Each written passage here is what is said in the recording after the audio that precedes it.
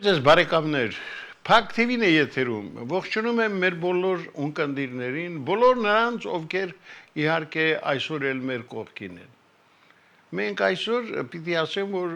հատկապես ընթառաջելով մեր հերոստատորներին, տաղավար ենք հրավիրել ձեզ բոլորիդ քաջ հայտնի իրավապաշտպան, փաստաբան Լև գրուպ ընկերության գլխավոր տնօրեն, հիմնադիր տնօրեն Լևոն Բաղդասարյանին։ Բարև ձեզ։ Բարև ձեզ, պարոն Վիշյան, արգանքներս։ Պարոն Բաղդասարյան, այնպիսի տպավորություն եմ ես ստացել, ոչ միայն ես, երևի մեր ունկնդիրների շատերը, որ ձեր գործունեությունը երկար տարիների մարդկանց մոտ առաջացրել է այսպիսի մի կարծիք, որ դուք չգիտես ինչու միշտ եմ եք եղել տվյալ օրվա իշխանություններին, եւ դա իհարկե ես կարծում եմ ծուրն բռնում է, որովհետեւ դուք ոչ մեկին դեմ չեք եղել, դուք ընդհակառակը եղել եք միշտ կողմ օրենքին, օրինականությանը։ Դեռ հիշում եմ, երբ առաջին նախագահի օրոք Երևան քաղաքում տեղի ունեցան համայնքային ընտրություններ, Վահագնը, ինչպես էր ազգանունը, Հայեցյանը, հա, հաղթել էր իր տեղամասում, Նորք Մարաշում, դուք չեղարկեցիք, դատի տվեցիք ավելի ճիշտ այդ անարդար ընտրությունները եւ կարողացաք ապացուցել դատարանում, որ իրական հաղթողը դա Արմենակ Արմենակյանն է, ով հետագայում ցավոք զոհվեց 1999 թվականի հոկտեմբերի 27-ի այդ չարաբաստիկ սպանդի ժամանակ։ Սա ինչ է, ձեր մոտեցումն է եղել օրվա իշխանություններին միշտ հակադրվել, թե պարզապես դուք, ինչպես միշտ ասել եք, պիտի գործել օրենքի դիկտատուրայի ելնելով։ Նախ շատ հետաքրքիր հարց տվեցիք, մի փոքր անդրադարձ անենք, ինքս գնացի հասա նախորդ դարի 90-ականների այն թվերը, երբ առաջի անգամ ձևավորվում էր համայնքային իշխանություն պետք է ալներ, որը ըստ էության չարդարացրեց իրան, եւ յուրաքանչյուր Երևան քաղաքի համայնքում ընտրություններ գնացին, դուք շատ մեղմ ասեցիք, անօրինական կարծես ընտրվեց Հայեցյան Վահագը, Մարտով ՀՇ-ի ղեկավարն էր Երևան քաղաքի, եւ այն ժամանակ քաղաքական որոշում էր կայացել գործող իշխանությունը, որ Երևան քաղաքում պետք է անցնեն բոլոր համայնքներում պետք է այսպես ասած ճակատներով ընտրվեն ՀՇ-ականները եւ այն տոտալ խախտումները, որ եղավ, դա ընդհանրապես պետք էր ականատես լինել, երբ ծոցերից անում էին բյուլետենները, լցնում էին արկղերի մեջ, երբ Նորք Մարաշում Տեր-Հուսիկ Քահանա Լազարյանը, ով եւս ՀՇ-ական էր, արկղեր էր գողանում եւ նոր արկղեր էր բերում, պետք էր ընդհանրապես տեսնել։ Ես երիտասարդ էի ժամանակ եւ ինձ համար դա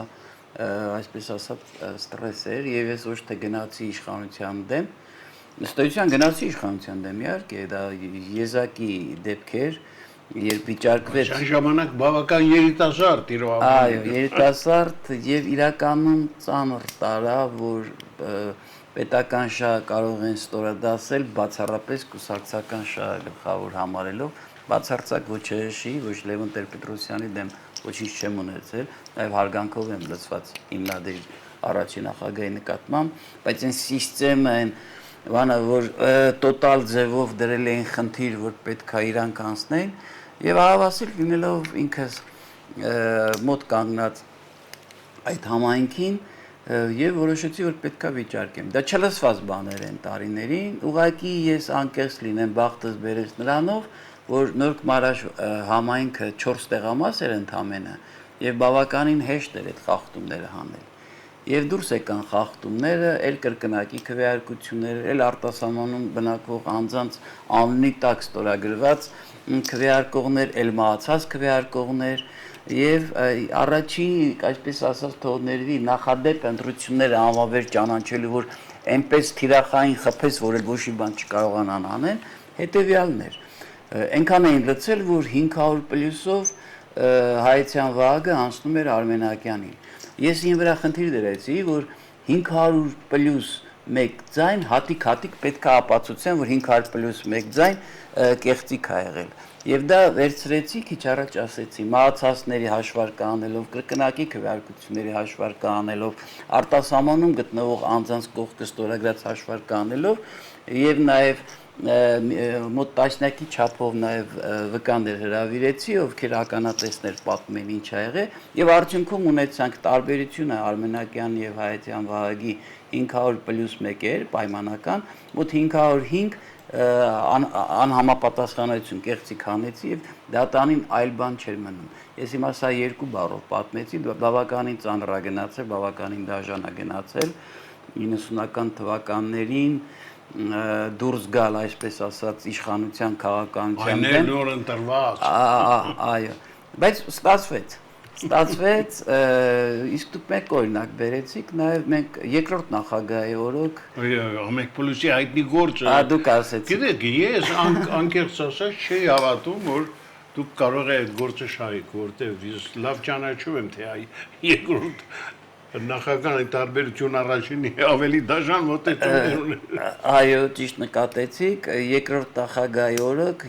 այդ ամբողջ process-ի ընթացքում հարկային տեսչությունը նստել էր իմ փոքրիկ փաստաբանական գրասենյակների սկզբում, դա էլ առանձին թեմա է։ Ամեկ պլյուսի գործներ, այստեղ մետաքրիր արձանագրում անեմ։ Բա պատմությունա պետք է ասեմ, իհարկե, հանրությունն թող իմանա։ Փաստաբանների խումբ էր, միջազգային միության նախագահ Լուսագի Տիգրան Տերեսյանի ցանկությամբ եմ, այսպես ասած, խնդրանքով եմ եկել եւ ինձ համար պատիվ էր։ Եվ փաստաբանների խումբ էր ձևավորվել 4 հոգյանոց, որտեղ աշխատանքի բաժանում կատարվեց, թող գործամտություն չլինի, կոորդինատորը ես էի աշխատանքի բաժանման, հա, յուրաքանչյուր իր, այսպես ասած, լիազորություն ուներ դատարանում, թե ով երբ պետք է խոսի, ասենք, հայց ներկայացնել, ապացույցներ, հարցեր եւ այլն, եւ ով զարմանք, գնում եմ դատական նիստի, այդ փաստաբաններից ոչ մեկը չկար, այ ասում եք Քոչարյանի իշխանության օրոք աշխատել էին մարդկանց վրա եւ մարդիկ չէին եկի, բացի Տերեսյան Տիգրանից։ Եվ պատկերացրեք երիտասարդ փաստաբան Լևոն Բաղդասարյանի կարգավիճակը, երբ դալիճը լեփլեցին բավականին հնչեղ գործ ա եղել, ամենահնչեղ գործերից մեկն է, ես ասեմ, այս իշխանության Ամեկ պլյուսի գործը, երբ եթերազրկեցին իրականում Ամեկ պլյուսը, պարոն Ղուշյան, այն տարիներին պատիվ կբերեր ցանկացած պետության իր այդ գործառույթներով։ Ես մի օրինակ բերեմ, այն ժամանակ օգտագործում էի, ասենք հմեկը ցույց էր տալիս, թե ինչպես են թիմ գործարանը բացում Վանաձորի պայմանական։ 3-4 ամիս հետո Ամեկ պլյուսը ցույց էր տալի, թե ոնց է փակվում այդ գործարանը։ Այսինքն այդ պետության զարգացման բանը հենց դա է, էլի ասենք, որ պետքա ցնցի իշխանությունը, հանրությունը պետքա տեղեկացնի, իհարկե օբյեկտիվ ինֆորմացիա, ճիշտ ինֆորմացիա, իսկ ի պատիվ Ամեկ պլյուսի լավագույն TV-ն էր տարածաշրջանի, դա իմ կարծիքն է, թող սուբյեկտիվ չլինի։ Եվ պատկերացրեք, այդ օրը մնացի մենակ որպես իրավապաշտպան, բայց պատվով կարծում եմ դուրս եկա, բոլոր ինձ համար բացական հետևանքներով, առողջություն եւ այլն, ես այն ժամանակ ունեի նաեւ կորպորատիվ սպասարկում էի անում իրավաբանական անձանց, որոնցից մեկն էլ падգամավոր էր, այն ժամանակ թույլ են տալի падգամավոր երևարոտես բիզնեսմեն, եւ եկան իրանք, ասին կներես մենք չենք ուզում որ դու էլ սպասարկես, որովհետեւ Ամեկ պլյուս է սպասարկում, շեֆը ոչ դա թակավորը մեր կբարկանա մեր վրա։ Սա եղել է իրականությունը։ Նույնը եղել է երրորդ նախագահի ժամանակ։ Նույնը եղել է հիմա պարոն Ղուշյան։ Հիմա խոսենք Մանվել Գրիգորյանի հետ կապված այդ դատավարության մասին, որի այդպիսի ելքին է նման ձևի, ոչ ոք չէր հավատում։ Բոլորը արդեն հաշտվել են այն մտքի հետ, որ գեներալը գողավազակ է եւ նրան պիտի դատապարտել ամենավերջին այսպես վստահությամբ։ Նայեք, օրեր առաջ Մանվել Գրիգորյանի 70-ամյակներ, եթե նման հարց կունենաք, ես կպատմեմ Մանվել Գրիգորյանի գործով, բայց նաև այս իշխանության օրոք մենք ունենք նաև Վարդան Ղուկասյան եւ գործունեությունը։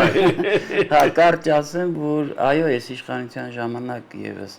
եղել են այդ կարգի եւ գիտեք իմ խնդիրը ոչ թե եղել է որ այս իշխանության դեմ դուրս գամ, իմ խնդիրը եղել է որպեսզի իշխանությունը գիտակցի հասկանա, որ դառնալով իշխանավոր ինքը չպետք է դառնա բռնակալ։ Ինքը լավագույն դեպքում որպես տիրակալ պետք է փորձի հասկանա իր իշխանության շրջանակում արդյոք արդար է պայմանական Ամեկ պլյուսը եթերազրկել։ Արդյոք արդար է անկախ նրանից անձին չանցագործություն է կատարել նրա անմեղության կանխավարկածը խախտել եւ որոշում կայացնել, որ գեներալ Մանվելը պետքա Բերդից դուրս չգա, քանի որ Տուշոնկա է գողացել եւ ելնել հայտարարել։ Արդյոք արդար է, որ պայմանական պայմանավորված Վարդան Ղուկասյանով Հայաստանում գտնվող այն մնացյալ կուսակցության անդամներին տոտալ խոշտանգում պետք է անեն։ Բայց մենք ինչով ենք տարբերվում, ասենք Աֆրիկայում գտնվող այն ցեղերից, ովքեր երբ իրանց մազոլը տրորում են, վեր են կենում եւ այդ մարդուն ուտում են, խոսք եմ ասում։ Իմ ցանկությունը դա եղել եւ ես միշտ բարձրաձայնել եմ։ Իրավապաշտպանը նա չի, որ գնում պաշտպանում այն մարդուն, ում որ սիրում է կամ չի սիրում, ով կամ լավ մարդ է, կամ իշխանության քիմքին, ասենք հայրյա թե հարիր չի։ Իրավապաշտպանը նա է, որ նա չի պաշտպանում այդ մարդուն։ Նա պաշտպանում է այդ մարդուց իր նկատմամբ ներկայացրած մեղադրանքից եւ մեղադրանքի շուրջը իրականացվող անարդարություններից։ Թեպետ այսքանը։ Չէ, դե գիտեք, մենք շատ թռուցիկ հիշատակեցինք Վարդան Ղուկասյանին, բայց այսօր մեր ունկնդիրներից ճնշող մեծամասնությունը հետաքրքրում է այն հարցը, թե ինչ իրավիճակ է Վարդան Ղուկասյանի այս անհիմն դատավորության հետ կապված զարգացումներում։ Ի վերջո մենք նրան տեսնելու ենք մոտ ապագայում ազատության մեջ, ինչ նոր բան կարող եք ասել։ Շատ լավ, պարոն Ղուկասյան, եթե դեմ չեք, ես երկու բառ Մանվել Գրիգորյանի պահով եմ ուզում խոսեմ, որովհետև օրեր առաջ 70-ամյակներ իհարկե ես իրոք ուզում եմ անդրադառնամ։ Գիտեք, Մանվել իրականում այս 8 տարիների ընթացքում ամենածանր, ամենահնչեղ գործը, բավական հնչեղ գործեր են եղել, դա եղել է Մանվել Գրիգորյանի գործը։ Հիմա կասեմ, թե ինչու։ Նախ ուզում եմ արձանագրեմ, որ այս 30 տարիների ընթացքում մեր հանրության մեջ ի հայտ եկան մարդիկ, ովքեր ունեին մեղմ ասած արտոնություններ։ Եվ անունները բազմաթիվ են, ես չի որ պետքա տամ, տարբեր անուններ, այդ դրանց մեջ է եղել նաև Մանվել Գրիգորյանը։ Գիտեք, որը շատ բացասական ասոցացվել հանրության կողմից։ Ընդհանուր նաև չափազանցված բաներ էին պատմում, ընդհանուր նաև բաներ էին պատմում, որ իրականություն էր։ Ես դրանում ոչ թե մեղադրում եմ այն անձանց, ովքեր դառան, այսպես ասած, թողների բդեշխներ իրենց տարածաշրջաններում,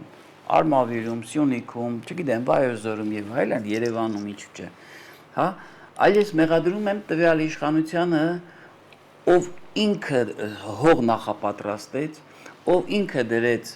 խաղի կանոններ, ով ինքը դրեց անարդար գործառույթներ, արտոնություններ եւ արդյունքում մենք ունեցանք այն ինչ որ ունեցանք։ Այո, այդ հարցության վրա Մանվել Գրիգորյանը իրավամբ ասոցացվել է բացական։ Կրկնում եմ, դրա կրող եւ պատասխանատուն տվյալ իշխանությունն է։ Ինչ վերաբերում է Մանվել Գրիգորյանի գործին, ապա իրականության մեջ կատարվեց հետեւյալը։ Գործող վարչապետը Նիկոլ Փաշինյանով նոր էր ընտրվել եւ ուներ բավականին բարձր ռեյտինգ ինչպես Հայաստանում, այնպես էլ նաեւ Սփյուռքում։ Հրապարակային հայտարարեց մեղադրելով Մանվել Գրիգորյանին զինվորի բաժինը յուրացնելու մեջ եւ ժողովրդի մեջ դա մտավ Տուշոնկա հասկացողությունը։ Ինձ համար որպես իրավապաշտպանի ավելին ասեմ, ես եւս հերոստատեսությամբ տեսա վարչապետը թե ինչպես էր ներկայացնում, հետո տեսանկարահանում էր արվել, հետո պարզվեց, որ այդ տեսանկարահանումը կեղծ տեսանկարահանումը հմեկում են արել, բերել են, մոնտաժել են տարբեր տեղերից եւ այլն, եւ ներկայացնում էր, թե ով է Մանվել Գրիգորյանը։ Ես ինքս, որ ինձ համարում եմ, այսպես ասած, կյանք տեսած, փորձառու իրավապաշտպան, լսելով ինքս իմ մեջ բռնեցի, որ մեղմ եմ ասում, շատ վատ բան արել Մանվել Գրիգորյանը։ Բայց երբ իրականության մեջ ամենամերձավորներից մեկը, թե ոչ ամենամերձավորը, եկավ ինձ մոտ օրեր անց, շաբաթներ անց, եւ ներքին համոզմունք ձևավորեցի, որ Մանվել Գրիգորյանը չկա այդ Տուշոնկայի մեջ, իմ մոտ աշխատեց իրավապաշտպանի ինստինկտը։ Լավ գիտակցելով, որ ես դուրս եմ գալու հասարակության դեմ, լավ գիտակցելով, որ դուրս եմ գալու տվյալ իշխանության էլ 100% ռեյտինգ ունեցող անձի դեմ։ Նորընտիր, այո։ Այո։ Ով ինչ ուզում է թող ասի, եկեք արձանագրենք, որ ազգն է, վարչապետ Նիկոլ Փաշինյանին ընտրել։ Եվ Սփյուռքում եւ Հայաստանում։ ճիշտը պետք է օբյեկտիվը պետք է ասել, դա իրականությունն է, աքսիոմատիկ փաստ է։ Այն որ ասում են բերին, դրին, նշանակին, չգիտեմ եւ այլն, հեքիաթի դաշտ է։ Այդպես բան մեկ էլ երևի եղել է 88 թվականին, ասենք, այն համազգային շարժման ժամանակ, հա, բանը պատմությունը չի ճիշտ, հետ գնացեք տեսեք 2018-ներ, չէ՞, 2018 թվականին ինչ շարժում սկսվեց։ Ինչևից է։ Եվ առաջի ոչ միայն իրավապաշտպանը առաջինն է եղել, որ հրապարակային հայտարարել է, որ դա ինչով ես դու տարբերվում նախկին իշխանավորներից։ Սամմեղության կանխավարկածը խես խախտում։ Մեղավոր է մարդը։ Ամենավերջի բանով տարդատի, բայց դու հելնում ես եւ հայտարարում ես, որ անձը Տուշոնկա, այսպես ասած, զինվորի փայաբաժինա գողացել առանց հիմքեր եւ առավել եւս դու ուղղորդում ես արդեն նախաքննության մարմին, հա, ինչի համար։ Այս այդ համարձակությունից է Պարողյան եւ վերկացա հայտարարեցի։ Չէ, շատ է զարմացան ձեր այդ հայտարարությունը։ Դե հիմա նայեք այդ առաջի ամիսներին ամբողջ համացանցը ինձ ասում էր բանը Տուշոնկայի փաստաբան, թե ինչ չգիտեմ, ոչ եմ ես կարգի, այդ մեղմ եմ ասում, հայոյանքներ էլ եղել, բայց հիմա եկեք դուրս գանք քայլենք, տեսեք քանի օք են մոտիկանում եւ ասում են շնորհակալություն ձեզ, որ դուք գեներալի շահերը պաշտպանեցիք։ Հասկանում եք,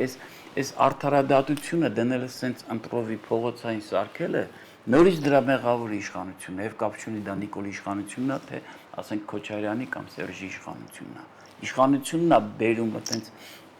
հասարակությանը սարքում այս կարգավիճակի։ Ես Մանվել Գրիգորյանի հետ կապված ասեմ մի քանի, եթե դեմ չեք, ուզում եմ ես մի քանի անդրադարձանեմ Պարողյան։ Ես կարծում եմ հետաքրքիր կլինի հանրության համար։ Ես Մանվել Գրիգորյանին ճանաչել եմ մինչև սպասարկելը բացական էմոցիաներով, այսպես ասած։ Երբ սպասարկեցի Մանվել Գրիգորյանին, ես իր մեջ տեսա մեղմ ասած պոզիտիվ, շատ հետաքրքիր պոզիտիվ մանկական բաներ տեսա։ Եվ ես ինձ պատիվ եմ համարում, որ ես կարողացել եմ սպասարկել եւ ինչու չէ, կարողացանք մենք համատեղ ուժերով, պաշտպանական թիմով խափանման միջոց կալանքը գույնը կարողացանք շատ արագ փոխել եւ անձը ազատության մեջ, այսպես ասած, մահացավ։ Ես երկու էպիզոդ պատմեմ Մանվել Գրիգորյանից, ուրեմն արդեն նախ երկու անգամ խափանման կալանք միջոցը փոխվեց։ Իմ ստանձնելուց 40 օր հետո իրավամբ դատանը փոխեց խափանման միջոց կալանքը, վերաքնիչ դատանը 40 օր հետո հետ բերեց, կհիշեք այդ ժողովրդական զանգվածները դուրս եկան, ճանապարհներ փակեցին, թե ինչու բան եւ այլն։ Եվ ցավոք սրտի դատական իշխանությունը չկարողացավ արդարադատություն իրականացնել եւ նորից տարան, այսպես ասած, KGB-ի պատվալ։ Ուրեմն եզակի գործն ա եղել Մանվել Գրիգորյանի գործը, երբ այդ փաստաբանական խմբում եւս ես եմ եղել կոորդինատորը, հարգելի Պարողյան ասեմ, եւ որոշեցինք, որ հերթապահություն պետք է անենք, 24 ժամվա հերթապահություն պետք է անենք, որպեսզի Մանվել Գրիգորյանը, այսպես ասած, խուշ չգնա։ Մոտավորապես 2 շաբաթ 24 ժամվա ռեժիմով 4-5 փաստաբան էինք, ժամերը դնում էինք եւ ժամերով լինում էինք Մանվել Գրիգորյանի կողքը։ Մինչև Մարտիրյանքի եվրոպական դատարանը, այսպես ասած, սանկցիա կիրառեց Հայաստանի Հանրապետության վրա, որից հետո տեղափոխվեց քաղաքացիական հիվանդանոց, որից հետո խափանում կալանքը փոխվեց։ Ուրեմն երկու դրվագ եմ ուզում պատմեմ, որպեսզի այդ մարդու մարդկերպարը հանրությունը տեսնի։ Ուրեմն դրանից հետո համ իշնորհում ենք, որպեսզի գնա Ֆրանսիա բուժվի, որովհետև վիրահատությունները այնտեղ էին արել եւ այնտեղի բժիշկները պահանջում էին, այստեղի բժիշկներն էլ էին համաձայն, որպեսզի գնար Ֆրանսիա, այն է դատարանը մերժում է։ Ես ես արկել եմ ձեռագիր ամեն բանին, ինչ աննա, ամեն նիստի ժամանակ, ասում ինչ գիտի արջը, 7 երգիտի, 7-ն էլ մեղրի մասին, ամեն բանից առաջ ներկայացնում եմ նոր լրացիչ վատթարացում, առողջության հետ կապված միշտ օրցնում եմ ուղարկեմ Ֆրանսիա, դատան էլ սիրուն մերժում է։ Մի օր Նազիկը զանգեց, ես ասեմ, Նազիկ Ամիրյանը այդ տարիներին ֆանատիկ ձևով կանգնեց իր ամուսնու կողքը, հա, եւ երբ Մանվել Գրիգորյանի առաջը դրել էին, ասել էին, որ եթե մեղքը չընդունես, հեսա նազիկին էլ ենք կալանավորելու, երեխեքիդ էլ ենք կալանավորելու, հա, միակ տեղը, որ խեղճացնում էին Մանվել Գրիգորյանին, դա երեխեքն էին, մեկ էլ նազիկ, այո, միանշանակ։ Հա, նազիկը ասեց, Լևոն ջան ասեց գեներալին փոխանցի, մի ամիս էլ կնստեմ, մի տարի էլ կնստեմ, այն ինչը որ չի արել, թող իր վրա չվերցնի։ Այդ նազիկի կերպարն է։ Ինչևից է։ Իհարկե, խիզախքին է։ Ինչևից է։ Նազիկը զանգեց, բա Լևոն ջան, շուտ արա, արի ոտավորվել է Էթումա Ղարաբաղ։ Հələ 44-օրյա պատերազմը չէր սկսել։ Հա, ոչեն, դե հելա գնացի։ Հա, մոտիկացա, նստած էր այգում, պատմեմ հուզում եմ։ Ասեց մեկա չես համոզելու գնալու եմ Ղարաբաղ։ Ասի Գրիգորյան, չեմ եկել որ քեզի համոզեմ, դու էլ մարդը չես որ ես քեզ պետք է համոզեմ, ընդհանրապես մի բան եմ ասելու։ Նա ինչ դժվարությունով խափան փոխեցին 40 օր հետո նորից հետ տարան կալանավայր, չափազանցված ասեցին, որ ինչ-որ քեֆեր ես անում, ուրախություններ ես անում, դա չափազանցված էր, տենց բան չեղի, շատ զուս ապրել այդ մարդը։ Ասի հիմա ելնել ես գնաց Ղարաբաղ, Արցախ ես գնալու։ Ու հազար ձևի մարդիկ են գալու քեզի, հարցն են խոսած, նաև չափազանցված հարցեր են տալու, սադրիչ հարցեր են տալու, խոսելու ես, չափազանցված բերելու են զեկուցեն երկրի ղեկավարին, նորից տանել են քեզի KGB-ի պատվալ ասեցի։ Ասի ինչի ես ուզում տես բան անես։ Մնացած ասի ոնց գիտես։ Հա, ասեմ, թամբել էր արդեն ձիեր ուներ, թամբել էր, դե ինքը չէր կարող տեղաշարժվեր, հատուկ մեքենա են բերել, որ պետք է այդ սալյակով գնար նստեր, եւս մոտ մի 10-20 հոգի, դե ասենք իր զինակիցները պետքա բան անեն, այդ խումբը արդեն կանգնած է։ Ասենց նայես խեղճացած, արա դե ասես մեկա չեն թողել գնամ բուժվեն։ Գնամ կրվածս տեղերը նայեմ գամ մեռնեմ էլի։ Հա, ու չգնաց, ի պատիվ իրան չգնաց։ Երկրորդ էպիզոդը, որ ես կպատմեմ, սկսեց 44-օրյա պատերազմը։ Ինքը այս սրանք բաներ են, որ պետք է հանրությունը իմանա։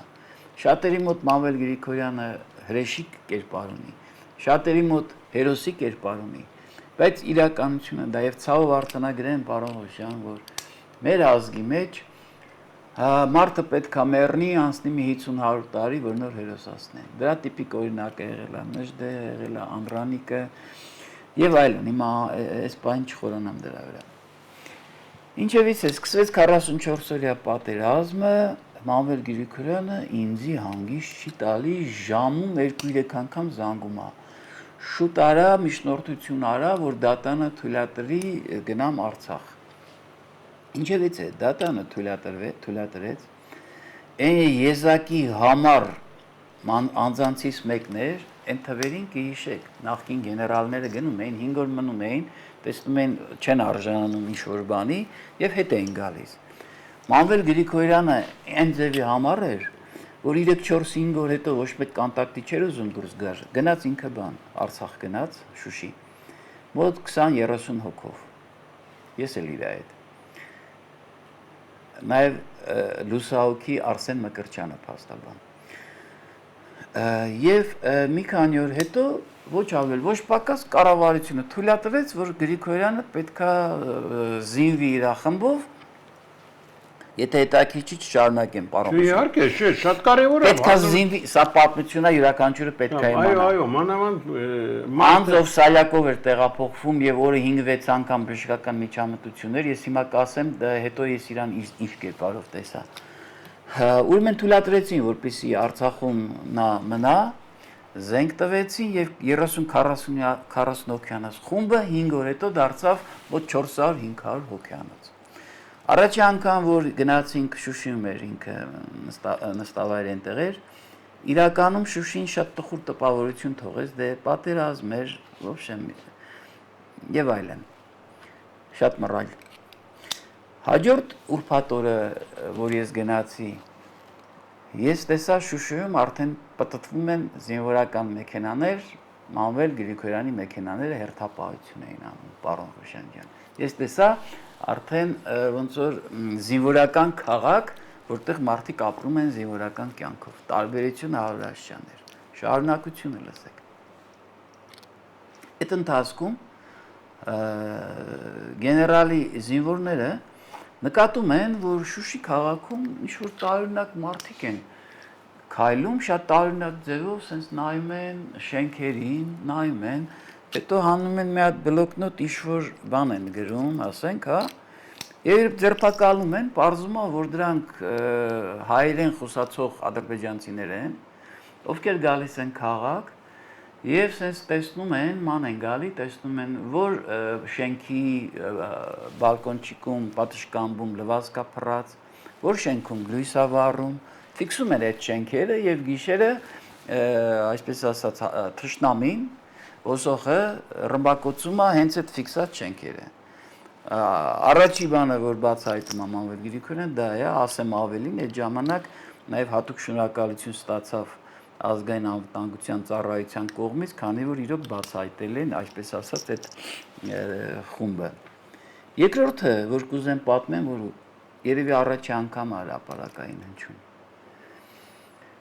Ուրեմն ադրբեջանցիները գրավում են հայկական մի գյուղ, այնքանով, որքանով թողներվի բառը ճիշտ եմ ասում, զորք բարդակ է եղել, որտեղ ոչ հրամանատար է եղել, ոչ կապի միջոց է եղել, ոչ էլ տեղանքն է իմացել զինվորը։ Զինվորներից 5-6 հոգի, որոնցից մեկը վիրավոր, ոտքից վիրավոր, փախնում մտնում են մի հատ հայկական տուն, դե կապ չկա, հրամանատար չկա։ Երեխեքից մեկը բջջայինով կարողանում է դուրս գա իր հարազատի բջջային, Արարատից թե Արտաշատից էին, չեմ հիշում։ Ասում է, «Էս ինչ տեղն եք, չենք կարող կապի դուրս գանք հրամանատարության հետ, կապ տվեք հրամանատարության, ասեք, էս ինչ գյուղում, էս ինչ տանն են, թող գան մեզից տեից հանեն»։ Այդ մարդը դուրս է գալի Մանվել Գրիգորյանի զինվորի վրա, Մանվել Գրիգորյանի զինվորը դուրս է գալի Մանվել Գրիգորյանի վրա, Մանվել Գրիգորյանը այդ հեռախոսի համարը ժամը զանգը տալիս է ԱԱՑ-ին, ֆիքսում է տեղանքը եւ այլն, եւ ես ու գեներալը նստած ենք։ Գեներալը զանգում է Արցախի նախագահին։ Այո։ Արցախի նախագահը հեռախոսը չի վերցնում, զանգում է օգնականին, կարծես անունը Հյուսնուց, կարող է սխալվեմ։ Ասում է երկու հատ որսորդ տուր, որ տեղանքը գիտեն։ Մեր զինվորները այս ինչ գյուղում են, գնամ զինվորներից ուղարկեմ, որպեսզի իրանց բերեն։ Բան ասում է, այսա բան անեմ, զեկուցեմ նախագահին, հա։ Ու Գրիգորյանը քանի որ լավ չէր լսում, միշտ միկրոֆոնով էր խոսում, անձամբ եմ լսել էլի։ Դրանից հետո անցնում է 5 րոպե, այս բանը Գրիգորյանը էլի ուզում է զանգի, ախպեր ասում եմ, հո բան չի սպասի, մի 10 րոպե սպասի, 15 րոպե սպասի, վերջնաշ որ նախագահին պիտի զեկուցի բան։ Զանգում է նորից բանին Արցախի նախագահը նորից չի վեկալում, զանգում է Հյուսնուցին, ասում է բանը, հա ինչ եղավ։ Ասում է նախագահը ասում է պետք չի։ Ոնց թե պետք չի ասեց։ Նախագահին ասա, եթե կես ժամ հետո այդ որսորդները չեկան, ես իմ մարդկանց եմ ուղարկելու, ու Աստվածս չանի, եթե հանկարծ իմ մարդկանց հետ մի բան եղավ, Կորան եւ այլն, ու մայր է հայոյում, իմ ներկայությամբ։ 5 րոպե հետո հետազանգում Արցախի նախագահան։ Բա պարոն գեներալ, թե ինչ չգիտեմ, կարևոր չի։ Մեր ռազմետկեն ճշտել է, որը թե թուրքը մտել է, անիմաստ է մտնել է, քանի որ գնալու ենք գերի ընկնենք։ Ասեց, եթե չգա քո մարդը չգա, ես եմ ուղարկելու ու նորից հայեց, այն հայյանքը տվեց, ինչ որ տվել էր օգնականին, որ փոխանցեր։ Պարոն Ղուշյան, երևի 10-15 րոպե հետո երկու հոգի եկան, ասին տեղանքը լավ գիտենք, այդ որսորդներին դրեց իր զինվորների հետ, գնացին 4-5 ժամ հետո բերեցին մեր հայ զինվորներին եւ ասեցին հեքիաթի դաշտեր, ոչ էլ դա թուրք ա եղել։ Թուրքի ռազմետկեն պիկապով են գյուղից երին կանգնած երկու կրակոց արե։ Այո։ Մեր զինվորներն էլ փախեն արե, սիրուն գնացել են զինվորների բերեցին։ Սա է Մանվելի կերպարը եղել։ Ու ես կներեք, որ ասում եմ, որ Մանվելը Թուրքին վազել սովորեցրեց առաջի Արցախա մարտի տարիներին եւ երկրորդին լողալ կսովորացներ, եթե ինքը հիվանդ չլներ։ Սա է իրականությունը եղել։ Եվ կներեք ամփոփեմ միտքս, շնորհավորում եմ ես այդ մեծատար մարդուն ով 200 տարի 300 տարի առաջ ես չգիտեմ 200-300 տարի հետո նորից ազատագրեց պատմական Հայաստանի մի մասը սկուտեղի վրա տվեց իշխանավորներին ովքեր էլ բանցիկով տվեցին թուրքերին եւ ասեմ հետեւյալը երթվում եմ իմ պատվով եթե Մամել Գրիգորյանը չհիվանդանար նա հիվանդացավ գիտակցությունը կորցրեց կորոնայով հիվանդացավ գիտակցությունը կորցրեց եթե նա գիտակցությունը չկորցներ նա մնալու էր Շուշիում եւ Շուշիում էլ զոհվելու էր Շատ ցավալի է իհարկե որ այդպիսի վախճան ունեցա որտեղ իրոք հերոս էր Արցախյան գոյամարտի հերոսներից մեկն էր Պարոն Բաղդասարյան ես ասեմ որ ներկա իշխանություններն էլ մի տեսակ սկսեցին ձեր մասին ինչ-որ տոներով խոսալ մասնավորապես հիշում եմ ազգային ժողովի նախագահը ասեց որ թևի ժամացույց այսպես այնպես այդ մագդիրները որ նրանք սկսեցին սա ինչ է էլ խոսալու բան չկա թե Չգիտեմ, ինչպես կարելի է դա բացատրել, միգուցե դուք այդ հարցին Ես անկեղծ շատերից այլ բաներ էի լսել, հիմա ես կպատմեմ դրա մասին, բայց որ ազգային ժողովի նախագահը թևի ժամացույցը, թևի սովորական անսովոր ժամացույցը Հասկանալի է, մատանին էլ քրեական աշխարհը ինչ որ հիշեցնող sense բաներ էին տարածում արդեն Հա, դուք էլ եք լսել երևի Հա, դե լսել եմ, դրա համար ես ասում եմ, նորմալ Ուրեմն յուրաքանչյուր թող իմանա, որ ես 2001 թվականից իրավապաշտպան գործունեության եմ իրավապաշտպան գործունեության պետական գործ չեմ ունեցել, ունեմ բավականին մեծ շրջապատ, նաև հաչում էին, տարբեր բաներ էին հաչում տղայիս հարսանիքի հետ կապված երրորդ նախագահն ա եկել, ոչ եմ եւ այլն, այսօրվա վարչապետն ա եղել, հեքիաթի դաշտա, կամ անկախ ամեն ինչից, իմ տղայի հարսանիքին նաև եղել են եւ Ամերիկայից, եւ Ռուսաստանից, եղել են սենատորներ, եղել են նահանգապետեր Եվ այո, դա իմ շրջապատն է, իմ գործունեության արդյունքն է։ Ինչ վերաբերում է քրեական ենթամշակույթին կամ թանկարժեք, ասենք, ժամացույցներին, ես ասեմ հետևյալը։ Անձանց մոտ միգուցե նորմալ է, Մարդու Եվրոպական դատարանը եւս նախադեպ ունի, ասում է, որքան պայմանական շատ է հանրությանը, դու պատրաստ պետք է առնես բազմաթիվ քննադատությունները այդ թվում նաև ուռճացված։ Մատանին, որի մատին դրած է, մարդիկ պետք է պատմություն կարդան, պատմություն իմանան։ Սա, այո, քրեական ենթամշակույթը վերցրել է այս սիմվոլը, սարքել է իրանց սիմվոլը, իրանց նակոլկաների, բաների տեսքով։ Բայց սա Հայաստանի սիմվոլն է, սա արևն է։ Եվ մեր նախընտրականի ժամանակ, որ ասում ենք արևային Հայաստան ենք երազում, այդ աստվածային Հայաստանն ենք մենք ցանկացել ծրագրով դրել։ Եվ մարդիկ թող իմանան, որ ինչպես մեր եղբայր Եզդի համայնքը, ինչպես քրեական ենթամշակույթ կրող անձինք, հեղինակությունները, ովքեր ընդունել են այս սիմվոլը եղել է Հայաստանի Հանրապետության, Հայաստանի հայկական պետության, հզոր հայկական պետության սիմվոլը, արևը, աստվածը եւ յուրաքանչյուրը թող իմանա, որ բանա Աստծով, եթե մենք ոչ թե նորից գանք իշխանության, մեր սիմվոլը լինելու է արևը։ Հիմա ուզում են ասեն քրեական ենթամշակույթը, ինչ ուզում են ասեն, դա իս բացարձակ, այսպես ասած, չի հետաքրքրում եւ պարոն Ղուշյան, մենք խոսեցինք երկու բառով ասեցի, որ մեր նախընտրական ծրագրում արևային Հայաստանն եղել, այո, ի տարբերություն